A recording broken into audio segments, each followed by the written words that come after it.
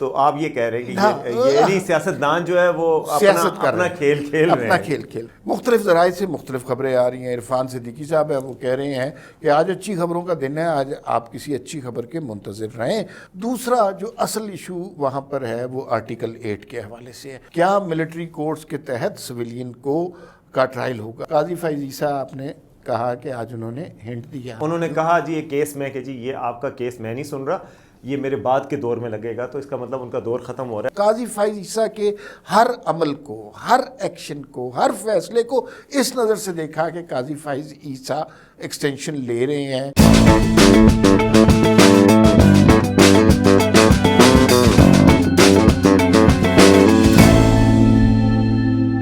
السلام علیکم، we talk کے ساتھ میں ہوں وسیم عباسی، عمار مسعود صاحب کے ساتھ. آج 3 ایشوز پہ بات کریں گے. سب سے بڑا ایشو اور سب سے پہلا ایشو آئینی ترمیم کے حوالے سے ہے، اور آئینی ترمیم پر بڑی جماعتوں میں اتفاق رائے ہو گیا ہے کل کی بڑی بیٹھک کے بعد، لیکن کن شرطوں پہ اتفاق ہوا ہے، کون جیتا کون ہرا، اس حوالے سے آج بات ہوگی.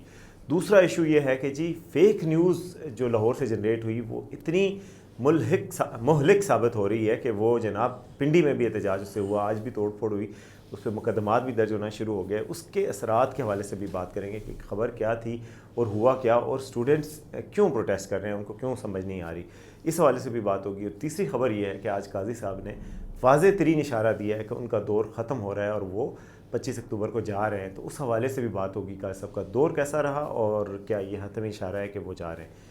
تو سب سے پہلے میرا خیال ہے اسی پہ بات کرتے ہیں، آئینی ترامیم کے حوالے سے بات کرنا بہت ضروری ہے. آج کی سب سے بڑی خبر یہی ہے، اور لوگوں کو یہ توقع تھی کہ آج آئینی ترامیم منظور ہو جائیں گی، اور پہلے ایک کمیٹی کا اجلاس بھی ہونا تھا، پھر اس کے بعد اور 2-3 اجلاس سن رہے تھے، اسمبلی کا سیشن بھی تھا اور سینٹ سے بھی بات کرنی تھی، لیکن وہ سب کچھ نہیں ہو سکا. مختلف ذرائع سے مختلف خبریں آ رہی ہیں. عرفان صدیقی صاحب ہیں، وہ کہہ رہے ہیں کہ آج اچھی خبروں کا دن ہے، آج آپ کسی اچھی خبر کے منتظر رہیں. دوسرے لوگ بھی کچھ ایسی باتیں کر رہے ہیں. بیرسٹر گوہر اپنا ہی راگ الاپ رہے ہیں، وہ کہہ رہے ہیں جی کہ 7 ووٹ نہیں ملیں گے انہیں، یہ میں دعویٰ کر رہا ہوں، یہ ان کا نون لیگ کے 7 ووٹ ٹوٹ جائیں گے. لیکن اختلافات کی خبریں آ رہی ہیں. جو آخری بیٹھک ہوئی ہے اس میں جیو نیوز نے کوٹ کیا ہے، اور حیدر شیرازی نے شاید وہ رپورٹ کیا ہے اندرونی کہانی کے حوالے سے، اور اس میں یہی بتایا گیا ہے کہ 2 جماعتیں ایک سائڈ پہ ہو گئی ہیں اور نون لیگ ایک سائڈ پہ ہو گئی ہے. پیپلز پارٹی اور JUI کا موقف ایک سائڈ پر ہے اور نون لیگ کا ایک ہے. زیادہ تر چیزوں پر اتفاق بھی ہو گیا ہے. دیکھیے آئینی ترامیم، آئینی عدالت، مجھے نہیں لگتا کہ آئینی عدالت بن رہی ہے، لیکن آئینی بینچ پر اتفاق ہوتا ہوا نظر آ رہا ہے. کچھ لوگ کہتے ہیں کہ آئینی عدالت اور آئینی بینچ ایک ہی طرح کی چیزیں ہیں، اس لیے کہ اس کے اندر جس طرح تعیناتیاں ہونی ہیں اس سے وہ آئینی عدالت ہی بن جائے گی. دوسرا جو اصل ایشو وہاں پر ہے وہ آرٹیکل 8 کے حوالے سے ہے. کیا ملٹری کورٹس کے تحت سویلین کا ٹرائل ہوگا؟ ابھی تک کی اطلاعات کے مطابق ذرائع یہی بتا رہے ہیں کہ نون لیگ چاہ رہی ہے کہ کسی طرح 9 مئی کے مجرموں کا ٹرائل جو ہے وہ ملٹری کورٹس میں ہو، لیکن بلاول بھٹو اور جماعت JUI اس پر متفق نہیں ہے. لیکن لگتا ہے کہ 1-2 دن کے اندر اب فیصلہ ہونے والا ہے، زیادہ تعطل نہیں رہ گیا. بالکل، کیونکہ دیکھیں جو باقی چیزیں ہیں نا، آرٹیکل 8 ہے یا باقی چیزیں وہ بعد میں بھی ہو سکتی ہیں. اصل چیز جو 25 اکتوبر قاضی صاحب جا رہے ہیں اس کے حوالے سے ہے کہ کون نئے چیف جسٹس بنیں گے. تو نئے چیف جسٹس حکومت چاہتی ہے کہ کوئی ایسے شخص آئیں جو کہ بعد میں حکومت کے لیے مسئلہ نہ بنے، اس نظام کے لیے مسئلہ نہ بنے. تو وہ بہت ضروری چیز ہے، وہ چاہتے ہیں. اسی وجہ سے مولانا صاحب کہتے ہیں نہیں آئینی بینچ بنا دیں جی، آئینی عدالت نہ بنائیں. تو میرا خیال ہے کہ اتفاق رائے اسی طرف ہو رہا ہے کہ آئینی بینچ بنا دیں. اچھا، آئینی بینچ بنا کر بھی اگر حکومت کے مقاصد حاصل ہو جاتے ہیں تو ان کو کوئی نقصان نہیں ہے. کہ آئینی بینچ میں بھی اگر جسٹس منصور علی شاہ چیف جسٹس نہیں بنتے، جو کہ سب سے بڑا آبجیکٹو ہے، کیونکہ اس کی تعیناتی کیونکہ وہ پینل سے ہوگی. ایک تو پینل سے ہوگی، چاہے پارلیمانی کمیٹی کرے یا جوڈیشل کمیشن کرے، کوئی بھی کرے، لیکن ایک 3 کے پینل میں سے ہوگی تو اس میں مرضی چل سکتی ہے. دوسری بات یہ ہوگی کہ جو آئینی بینچ بنے گا وہ مستقل بینچ ہوگا، اور وہ بینچ بھی کون تشکیل دے گا؟ جو نیا آنے والا چیف جسٹس. تو گویا گورنمنٹ کو عدالت ود ان عدالت ایک آئینی عدالت ٹائپ مل جائے گی. باقی جو ججز ہوں گے جو نہیں ہونے چاہیے آئینی عدالت میں، وہ جناب دیوانی اور فوجداری مقدمات کو ڈیل کریں گے، ان پہ فیصلے دیں گے. تو گویا مقاصد کسی طرح اس طرح کان کو پکڑیں یا اس طرح پکڑیں مقاصد حاصل ہو جائیں گے گورنمنٹ کو. تو اسی وجہ سے شاید بلاول بھی خوش ہیں, مولانا بھی خوش ہیں اور میاں صاحب بھی خوش ہیں. مطلب نون لیگ بھی اس معاملے پہ ٹھیک ہے. باقی 9 مئی کے حوالے سے خبریں آ رہی ہیں کہ 9 مئی کے حوالے سے وہ چاہتے ہیں فوجی عدالتوں میں ٹرائل ہو, کیونکہ نون لیگ کی جو ایڈورسری ہے وہ پی ٹی آئی ہے. تو نون لیگ چاہتی ہے کہ پی ٹی آئی کسی طریقے سے اسی ترمیم کے نتیجے میں جناب پی ٹی آئی ہمارے راستے سے ہٹ جائے. لیکن اس میں نا 2 باتیں ہیں. اب آپ کو میں نے پہلے بھی ذکر کیا, مولانا فضل الرحمان سے جب ملاقات ہوئی تھی تو انہوں نے یہ کہا تھا کہ یہ جو معاملات ہیں کچھ ایسے معاملات ہیں جس پہ بلاول بھٹو نے ہمیں اندیا دیا ہے کہ یہ آپ منع کر دیں, ہم میں اتنی سخت نہیں ہے. مولانا نے یہ 20-25 صحافیوں کو بلا کے یہ بات کہی, تو ان کا مطلب ہے کہ وہ چاہتے تھے کہ اس بات کی تشہیر ہو, ظاہر ہے, ورنہ یہ بات کرتی نا.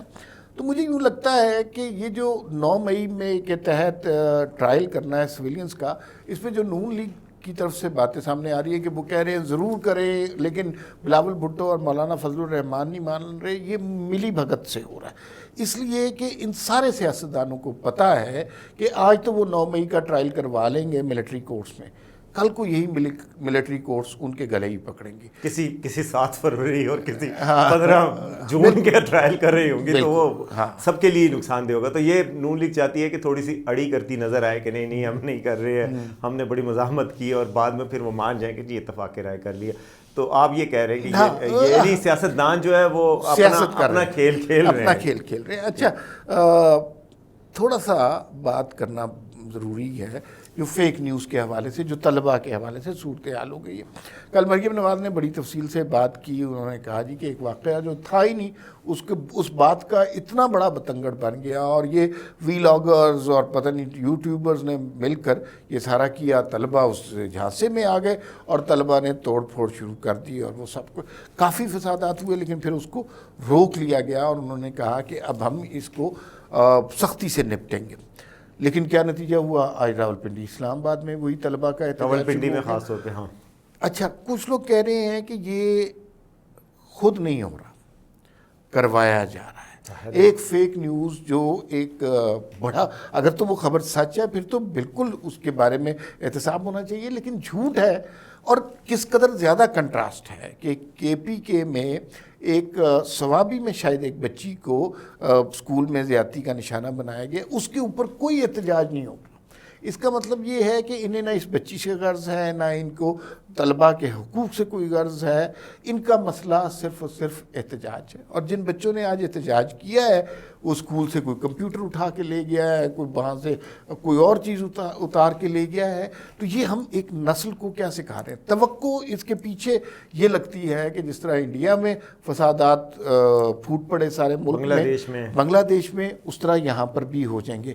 لیکن اب اس سے نپٹا کیسے جائے؟ کوئی کہہ رہا ہے والدین کو انوالو کریں, کوئی کہہ رہا ہے انہیں گرفتار کر لیں. والدین ہو سکتا ہے کہ خود ہی انکریج کر رہے ہیں, اور گرفتار کر لیں گے تو ان بچوں کے کیریئر خراب ہو جائیں گے. یہ تو ہے, کیونکہ ان کے کریکٹر سرٹیفکیٹ چاہیے ہوتا ہے آپ کو کسی بھی جاب کے لیے, کہیں آگے اپلائی کرنے کے لیے, تو یہ ان کے لیے مسئلہ بنے گا. لیکن مجھے حیرت ہو رہی ہے یہ کتنی آرگنائزڈ کیمپین ہے کہ پتہ ہی نہیں ہوتا. بچے سوئے ہوتے ہیں, صبح اٹھتے ہیں, سارے نکل آتے ہیں باہر, ایک کالج سے پھر دوسرے سے, خبر کچھ ہے نہیں, خبر کسی کو بھی نہیں پتہ کہ کیا ہے, اتھینٹسٹی زیرو ہے اس کی. اگر دیکھیں اگر یہ سچی خبر ہو تو کہیں نہ کہیں سے ضرور آ جائے. جیسے چیزیں لیک ہوتی ہیں کسی ہاسپٹل کے بندے میں, آپ دیکھیں کہ ہر جگہ دوسری پولیٹیکل پارٹی یا نون لیگ کے مخالفین موجود ہیں, تو وہ کہیں نہ کہیں سے کچھ نہ کچھ تو لیک کر دیں, پڑوسی بتا دیں, ہاسپٹل کی کوئی لیک رپورٹ آ جائے, کہیں سے کوئی فوٹیج آ جائے, کہیں سے کوئی موبائل فوٹیج آ جائے, کہیں سے بچی کے کسی سہیلی کا بیان آ جائے کہ میں نے اس نے کہا, یا اس کی کسی فیلو کا, اس کی بہن کا بیان آ جائے. یعنی یہ بات اس کی بنیاد لگتی نہیں ہے ابھی تک کہ جتنی میرا انالیسز ہے اور جتنی میری تحقیق ہے اس کے مطابق یہ بات نہیں کہیں سے ثابت نہیں ہو پا رہی. تو اگر بعد میں ثابت ہوتی ہے تو بالکل ٹھیک ہے, اور حکومت کا کتنا وہ ہوگا, کتنی بدنامی ہوگی مریم نواز کی جو خود کھڑی ہو کے کہہ چکی ہیں, ایک پولیس کی کتنی ہوگی کہ سارے کہہ چکے ہیں کہ یہ غلط ہے. تو میرا نہیں حال اتنا بڑا رسک مریم نواز لیں گی, یا پھر پولیس لے گی, یا جو اہلکار ہیں وہ لیں گے, یا ہاسپٹل والے لوگ لیں گے. تو خبر تو فیک ہے, مگر اس کے باوجود یہ جس طریقے سے نکل کے آ رہے ہیں, لوگوں کو نکالا جا رہا ہے, میرا خیال ہے یہ بنگلہ دیش ماڈل کو فالو کرنے کی کوشش کی جا رہی ہے کہ انریسٹ پیدا کیا جائے, کچھ لاشیں حاصل کر لی جائیں, کچھ خدا نخواستہ بچوں کو ایسا کیا جائے, کوئی وائلنس یوز ہو, پھر اس کی فوٹیج بنے, پھر اس کو فیک نیوز بنائی جائیں, مزید فیک نیوز چلیں, اور پھر اس کے بعد ایک انریسٹ آ جائے جو کہ اور ایک کیوس کی سچویشن جو کہ ایک ڈیزائرڈ رزلٹ ہے وہ حاصل ہو جائے. تو اس وجہ سے میرا خیال ہے گورنمنٹ کو بڑے اس حوالے سے بڑی اسٹریٹجی بنانی پڑے گی, حکمت عملی کئی محاذوں پہ بنانی پڑے گی. ایک تو یہ کہ آپ فیک نیوز کو کاؤنٹر کریں, دوسرا ڈیجیٹل محاذ پر آپ اپنی حقائق کو جلدی جلدی بیان کریں بجائے اس کے کہ آپ 3-5 دن لے رہے ہیں. یہ پنجاب کی وزیر اطلاعات ہماری جاننے والی ہیں, بہت انہوں نے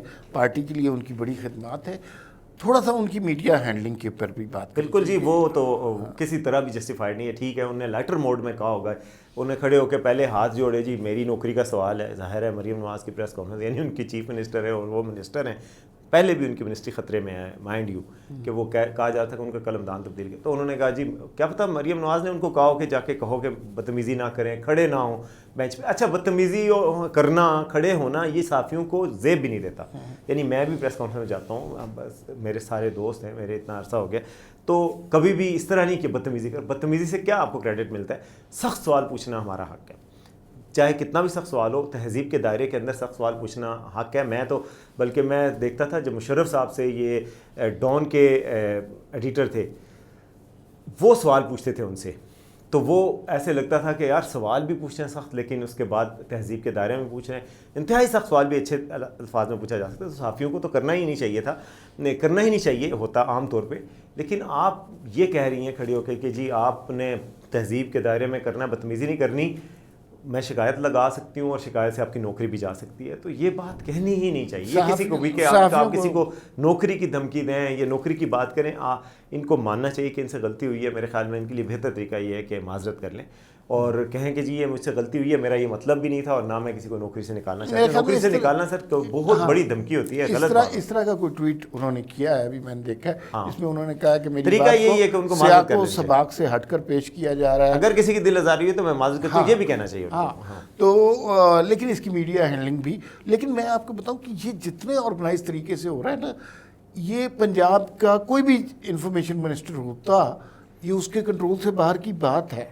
یہ جتنے آرگنائز طریقے سے ہو رہا ہے, اس کے پیچھے کچھ اور سازش لگتی ہے جو پتہ نہیں. اور دیکھیں آپ ہمارے ساتھ فیک نیوز کتنا خطرہ ہے کہ آپ ملک کا ملک ہلا دیں, آگ لگا دیں ہر طرف, پتہ چلے خبر ہی صحیح نہیں ہے. تو یہ اتنی بڑی خطرناک چیز ہے, پوری دنیا میں اس پہ لوگ سوچ رہے ہیں اب کہ اس کا کیا حل نکالا جائے. کل میں بیٹھا تھا SCO کانفرنس میں, انڈین جرنلسٹ آئے ہوئے تھے, تو صبا جیت ہیں جو انڈین ایکسپریس کے ساتھ ڈپلومیٹک کورسپونڈنٹ ہیں, ان ڈپلومیٹک ایڈیٹر ہیں, ان کے سینئر ہیں, وہ کہتے ہیں یار میں کیا کرتا ہوں, میں کرتا ہوں کہ جو اپنے رپورٹرز ہیں, اپنے رپورٹرز یا کیمرہ مین جو ویڈیو انہوں نے شوٹ کی ہے اس کے علاوہ میں یوز ہی نہیں کرتا, انلیس کہ گورنمنٹ نے جاری کی ہے, باقاعدہ کسی پارٹی نے جاری کی ہے آفیشیلی, وہ تو ان کے ہینڈل سے آ رہی ہے تو وہ ٹھیک ہے.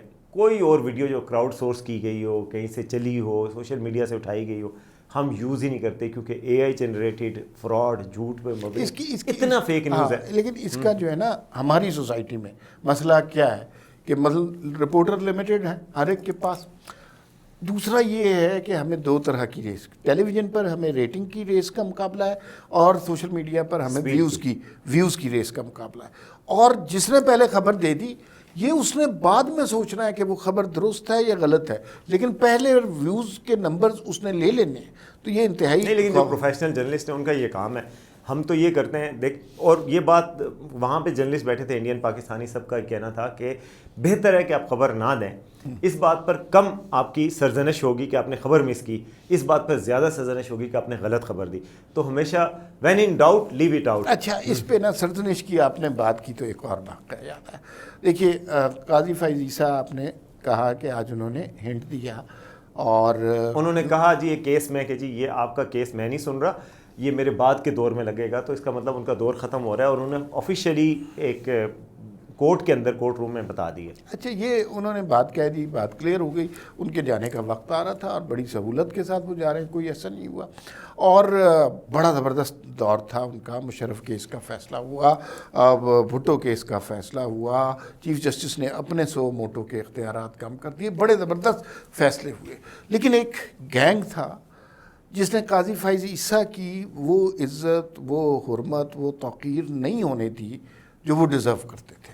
قاضی فائز عیسیٰ جس اسٹیچر کے آدمی ہیں, ان سے صرف یہ ڈر تھا کہ قاضی صاحب انصاف کریں گے, اور اس معاشرے میں ایسے لوگ موجود ہیں جو انصاف سے خائف ہیں, خوف زدہ ہیں. تو ہم نے پہلے کبھی نہیں دیکھا کہ اس طرح ایک باقاعدہ کیمپین بنا کر چیف جسٹس کے خلاف اور اس کو رگیدنے کی باتیں، اور انہوں نے سارا قاضی فائز عیسیٰ کے ہر عمل کو، ہر ایکشن کو، ہر فیصلے کو اس نظر سے دیکھا کہ قاضی فائز عیسیٰ ایکسٹینشن لے رہے ہیں اور یہ اس ایکسٹینشن کے دباؤ کے تحت یہ فیصلے کر رہے ہیں۔ اب جب Qazi Faez Isa it is very evident and visible کہ از لیونگ، تو پھر اس وقت وہ سارے لوگ جنہوں نے وی لاگ کیے، جنہوں نے روڈ شوز کیے، جنہوں نے تبصرے کیے، تجزیے کیے اس بات پر کہ قاضی صاحب نے تو ایکسٹینشن لے لیا ہے، تو انہیں نادم ہونا چاہیے۔